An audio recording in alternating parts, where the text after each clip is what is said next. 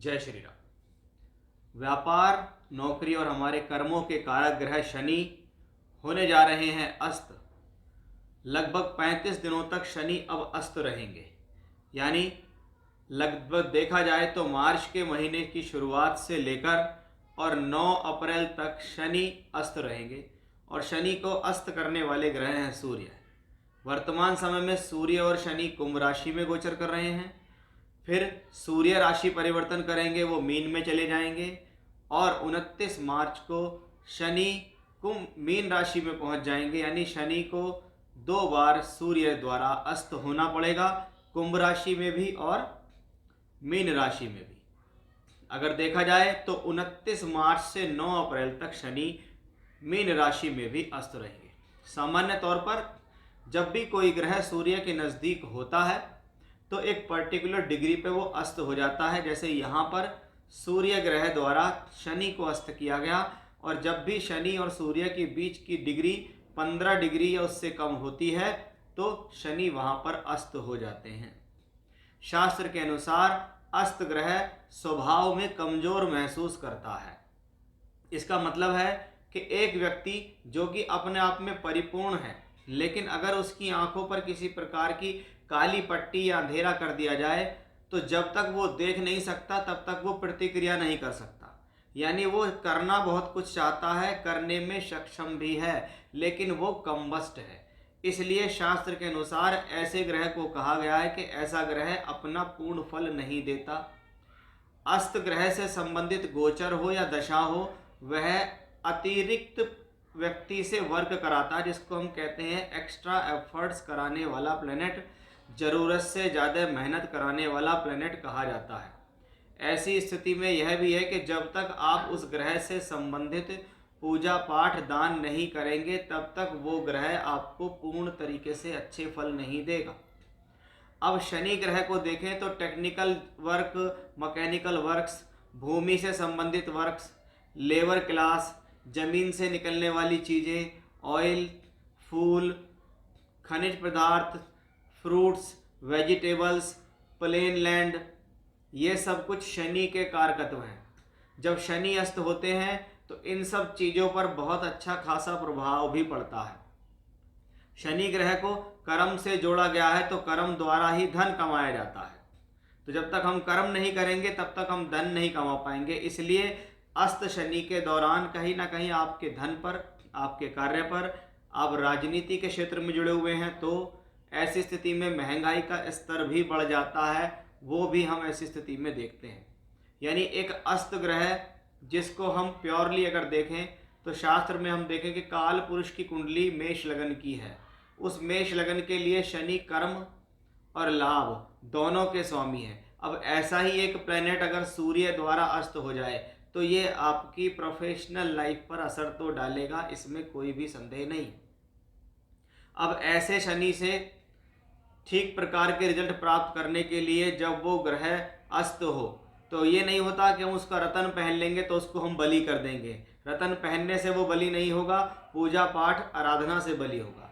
ऐसी स्थिति में भगवान कृष्ण की स्तुति करना आपके लिए सबसे शुभ होता है। जैसे ओम कृष्णाय वासुदेवाय हरिये परमात्मने प्रणतः कलेशनाशाय गोविंदाय नमो नमः, इस मंत्र का जाप कर सकते हैं।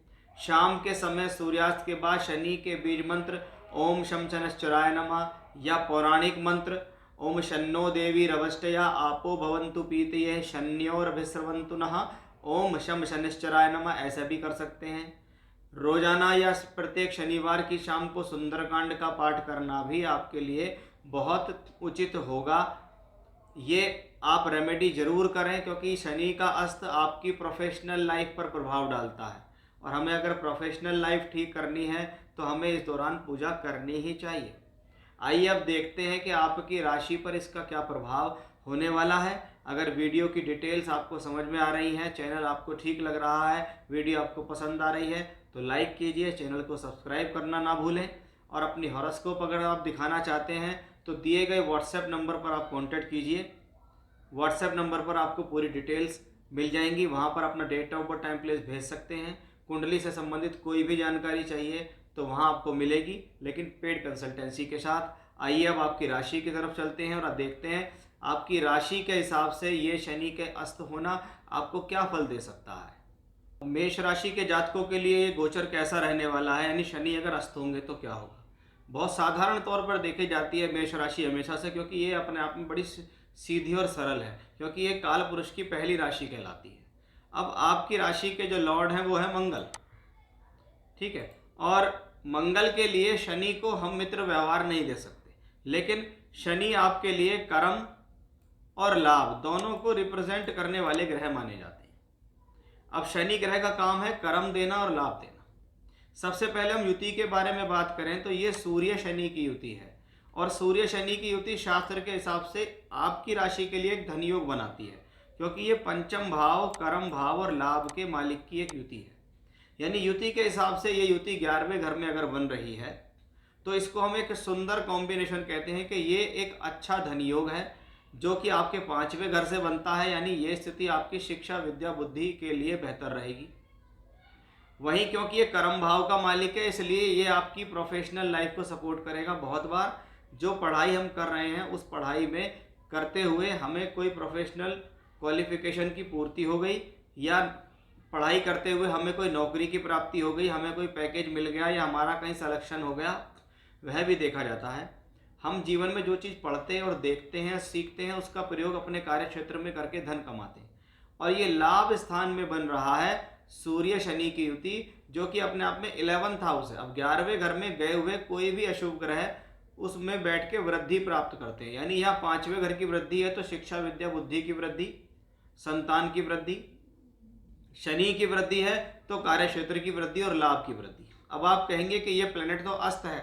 हाँ, शनि का अस्त होना यहाँ पर इस नियम को लागू करता है कि यहाँ आपसे कुछ एक्स्ट्रा एफर्ट्स डलेंगे, यहाँ आपके कुछ एक्स्ट्रा एफर्ट्स होंगे। लेकिन अगर कोई ग्रह सूर्य से अस्त है और वो सूर्य पहले 5वें और 9वें घर का स्वामी हो, यानी त्रिकोणेश हो, तो वो अस्त होने के बाद भी उस पर कोई खासा प्रभाव नहीं आता। लेकिन ये निर्भर करता है कि वो अस्त अच्छे स्थानों में हो।